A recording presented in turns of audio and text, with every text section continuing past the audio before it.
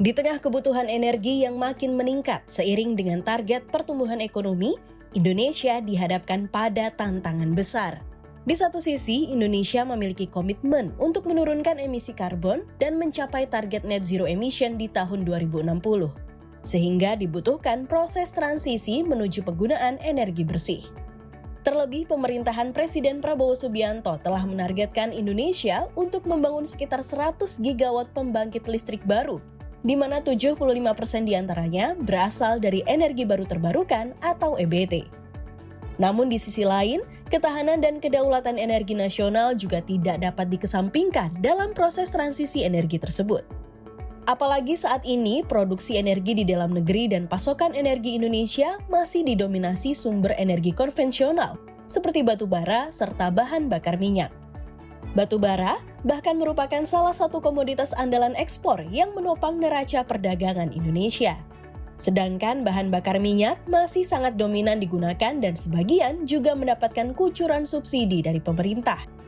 Tantangan-tantangan tersebut menjadi pekerjaan rumah yang perlu menjadi perhatian pemerintah, para pemangku kepentingan di sektor energi, serta pelaku sektor keuangan yang membiayai aktivitas bisnis tak terkecuali di sektor energi. Sehingga, untuk menggali lebih dalam terkait isu tersebut, CNBC Indonesia pun menggelar acara Coffee Morning yang bertajuk Building National Energy Security, Balancing Infrastructure, Energy Transition, and Resource Sovereignty, dan disponsori oleh Bank DBS Indonesia sebagai institusi keuangan yang selama ini sangat peduli terhadap isu ketahanan energi dan keberlanjutan ekonomi Indonesia. Acara itu menghadirkan anggota Dewan Perwakilan Rakyat sebagai bagian dari regulator, para pelaku bisnis di sektor energi, dan pembicara dari Bank DBS Indonesia, serta mengupas soal langkah konkret dan strategi serta sinergi dalam memperkuat ketahanan energi nasional, mempercepat pembangunan infrastruktur strategis, hingga menjaga kedaulatan sumber daya Indonesia di tengah tantangan global.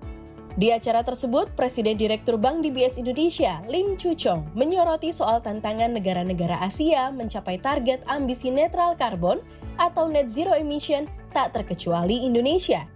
Selain itu, ia juga menyoroti besarnya angka impor migas Indonesia yang jelas menjadi sebuah alasan bagi Indonesia untuk tidak hanya bertransisi menuju penggunaan energi bersih, namun juga menciptakan kemandirian energi. So the global energy landscape is undergoing a fundamental shift from global demand to regional opportunities. And Asia is now at the very heart of this transformation. In 2024, our global energy demand grew by 2.2%, with electricity demand up by 4.3%, led by emerging Asia, especially China and India. This shows how central the Asian region has become to global growth. With that growth also comes responsibility. To achieve regional net zero ambitions, Asia will require about $1.5 trillion in new energy infrastructure investments by 2050. Our Indonesia's own energy story reflects this urgency. Last year, we spent $36 billion on oil and gas imports. It's a clear reminder of why we must accelerate our own transition to cleaner, more reliant sources of energy. Sementara itu, di kesempatan tersebut, Wakil Ketua Komisi 12 DPR RI Sugeng Suparwoto mengungkapkan bahwa energi fosil tidak serta-merta dapat ditinggalkan dalam proses transisi menuju energi bersih, terlebih dengan cadangannya yang luar biasa dan besarnya industri di baliknya. Di tengah-tengah transisi energi, di mana fossil fuel memang tidak selamanya kita tinggalkan, maka gas akan menjadi transisi kurang lebih 8-10 tahun ke depan, tumpuannya ke gas. Kenapa demikian? Indonesia menandatangani Paris Agreement, tadi sudah disampaikan, kita punya National Determined Contribution, kewajiban untuk menekan emisi pada tingkat tertentu di tahun 2030 misalnya, itu adalah semula 29, sekarang ada NDC Jilid 2, kita sampai 31%, dan di tahun 2050 nanti sampai kurang lebih 67% dengan kerjasama internasional. Nah inilah karena dunia menetapkan net zero emission dunia di tahun 2050, sementara Indonesia menetapkan net zero emission di tahun 2060 atau lebih cepat. Hal senada juga diakui manajemen perusahaan-perusahaan yang bergerak di bidang jasa pengeboran migas, yaitu Apexindo Pratama Duta dan Elnusa. Direktur Apexindo Pratama Duta Sofwan Farishi menekankan bahwa sumber energi konvensional belum bisa sepenuhnya ditinggalkan. Sementara itu, Direktur Utama Elnusa, Lita Indria Aryeska mengungkapkan saat ini energi fosil, khususnya minyak dan gas, masih menjadi tulang punggung energi nasional. Kalau kita bicara kemandirian energi, emang batu bara kita paling banyak reserve-nya. Sedangkan minyak kita itu sebenarnya kalau dari kita tidak ada penemuan baru, nggak ada mengebor lebih dalam, membuat fracking dan sebagainya, kita tuh cuma paling 10 tahun lagi ya habis gitu loh. Paling kita akan steady plateau di 100 ribuan barrel per day, seperti itu. Jadi kalau kita melihat seperti itu ada dua hal yang kita harus lakukan. Di oil and gas dan juga batu bara berusaha lebih clean dengan carbon capture, DMA dan sebagainya. Tapi tetap harus dilakukan karena memang sudah dihitung oleh pemerintah, kita tetap pakai itu. Hampir mustahil kita nggak pakai itu kalau kita ngomong kemandirian energi seperti itu. Dan terakhir, berarti kalau kita sudah harus import 1 juta barrel per day aja udah pas-pasan, kita ngutang sana sini, apalagi kalau kita import sampai hampir 4 juta barrel per day. Artinya memang tidak ada cara lain, green energinya itu harus ditingkatkan. Jadi gimana pun juga kita tidak bisa meninggalkan hulu dalam hal ini adalah migas secara langsung gitu kan, karena memang saat ini masih menjadi tulang punggung kebutuhan energi nasional, di mana tadi Pak Sugeng sampaikan bahwa kita juga masih mengimpor sekitar 1,6 dan kapasitas kilang kita juga di angka 1,1 gitu, sekitar jadi masih ada sekitar 600-an lebih, kita 1 juta malahan kita import gitu. Nah, terkait dengan kesiapan energi terbarukan tentunya kami mensupport dengan dual goal strategi tadi, kami mensupport selain dari hulu migas, kami juga mensupport hulu dari renewable energy, dalam arti kapabilitas kami sebagai services company juga bisa diterapkan di dalam industri energi terbarukan seperti geothermal atau hal-hal lainnya yang sudah digambarkan oleh Pertamina. Sementara itu, salah satu pelaku industri energi baru terbarukan yang hadir dalam acara tersebut yaitu CEO Sun Energy, Emmanuel Jefferson, menyoroti soal tarif EBT yang memang belum kompetitif dibandingkan dengan energi konvensional. Ia juga menekankan dibutuhkannya sinkronisasi regulasi yang mendukung sektor energi terbarukan agar visi pemerintah untuk mencapai netral karbon dapat tercapai. Kalau ngomongin tarif, itu belum kompetitif, emang harus diakui. Gitu kan tadi Pak Sugeng ngomong 16 sen per watt peak itu. Tapi kalau ke depannya komentar Bapak tadi ternyata produsen lokal bisa mengeluarkan baterai capex yang lebih murah, dan why not kan? Terus kita saingannya dengan industri yang saat ini masih disubsidi juga dengan fosil. Jadi kan butuh suatu regulasi yang nyambung gitu ya. Semua tadi saya udah ngomong ground mount, floating. Contohnya juga dari 17 gigawatt itu kan kalau pukul rata per tahun kurang lebih 1,7 gigawatt. Tapi sampai sekarang aja dari pemerintah proyek-proyek IPP-nya belum ditender-tenderkan juga sampai saat ini gitu. Padahal itu udah saat kita nantikan. Jadi ke harmonisasi antara regulasi dan eksekusi itu kita sangat perlukan ya.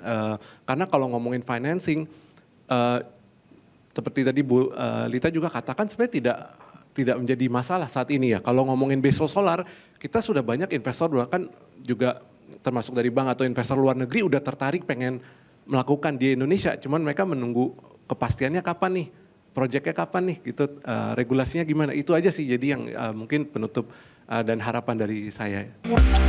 Persoalan dukungan regulasi tersebut juga disoroti oleh Wakil Ketua Komisi 12 DPR RI Sugeng Suparwoto.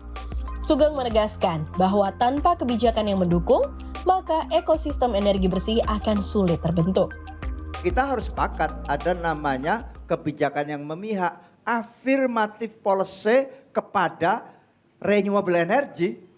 Tanpa itu ekosistem tidak terbentuk. Ujung dari segala ujung adalah menyangkut harga, kan begitu. Pentingnya harmonisasi regulasi juga menjadi sorotan Presiden Direktur PT Indonesia Kendaraan Terminal, Sugeng Mulyadi. Sebagai panelis dari perusahaan yang mendukung sektor energi dari sisi logistik dan transportasi, Sugeng menilai adanya harmonisasi regulasi akan membuat sistem logistik dan transportasi dapat menjadi lebih efisien dan hijau, sehingga pada akhirnya dapat turut mendukung target pertumbuhan ekonomi pemerintah maupun target penggunaan energi bersih. Dari sisi logistik dan community-nya saya lihat secara regulasi memang harus dibuat harmonisasi dari hilir sama hulurnya. Kemudian yang kedua, bagaimana stakeholder ini juga perlu dilibatkan supaya dalam seamless di sisi logistiknya itu lebih efisien.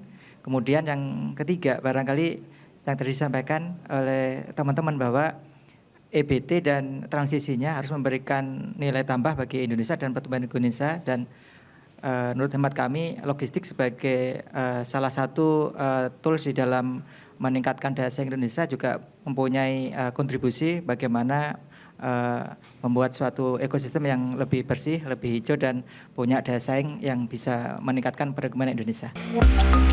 Selain regulasi, tentunya dibutuhkan pula dukungan finansial untuk tercapainya ketahanan energi, transisi energi, hingga terwujudnya proyek-proyek energi bersih untuk mencapai target net zero emission. Terkait hal ini, Presiden Direktur Bank DBS Indonesia menegaskan bahwa DBS berkomitmen untuk memberikan dukungan lebih dari sekedar pembiayaan dan penasehat finansial pada berbagai perusahaan, termasuk di sektor energi. So as a trusted partner for sustainable business growth, DBS support this journey not only through financing and advisory, but also by connecting key stakeholders to accelerate new projects that create long-term value for Indonesia. The financial sector has a crucial role to play in bridging the gap between vision and execution. Kesiapan Bank DBS Indonesia dalam mendukung berbagai program pemerintah Indonesia untuk melakukan transisi energi dan mencapai target net zero emission pun ditegaskan pula oleh Head of Institutional Banking Group Bank DBS Indonesia, Antonius Sehonamin. Meskipun diakuinya pula bahwa transisi dari energi fosil menuju energi baru terbarukan tentunya penuh dengan tantangan. Kalau dari DBS kami sangat support, of course, push dari pemerintah untuk energi terbarukan ini, baik dari sisi financingnya maupun dari sisi roadmap-nya dari klien-klien kami, baik dari lokal, multinasional maupun juga BUMN, kira-kira seperti itu. Kalau dari outlook kami ngelihatnya sudah dijabarkan, basically kami ngelihatnya tantangannya itu gimana dari fosil, of course, jadi EBT kan.